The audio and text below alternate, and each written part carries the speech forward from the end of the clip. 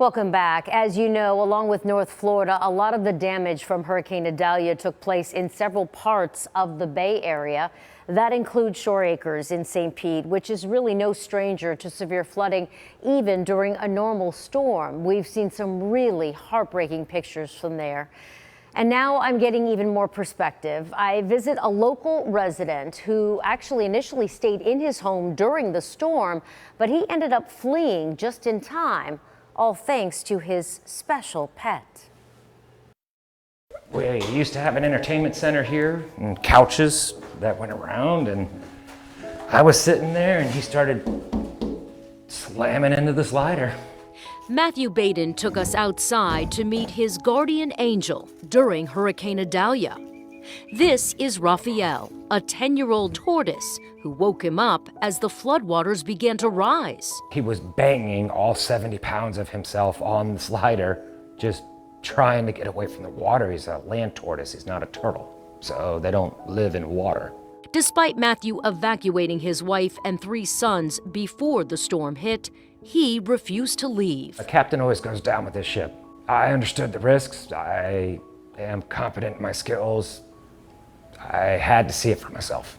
Right. So you don't regret that? Absolutely not. Matthew recorded this video of the flooding, both inside and outside his house, as he'd never seen it like this before. This flooding is not what happens in Shore Acres. When heavy rains and storms kind of sit around, when they talk about flooding, that's street flooding. Maybe it gets onto the sidewalk. This was a Category 3 level flood, which is sewer, salt, and fresh water.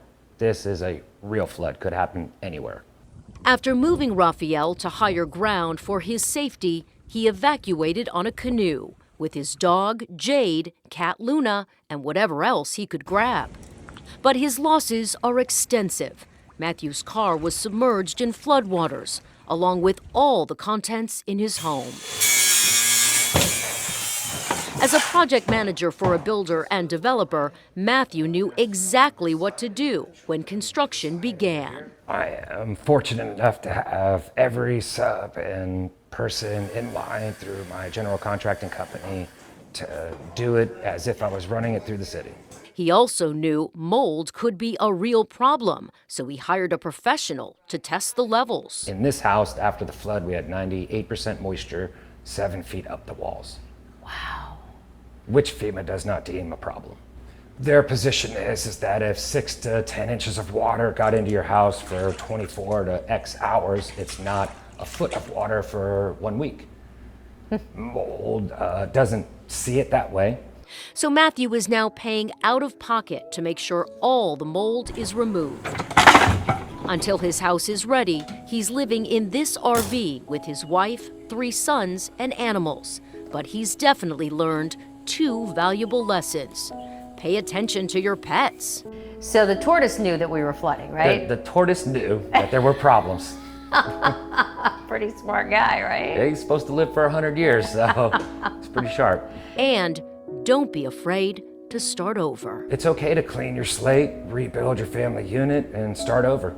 It's just okay. Your friends, your family are gonna come and they're gonna help you, and you can get through it.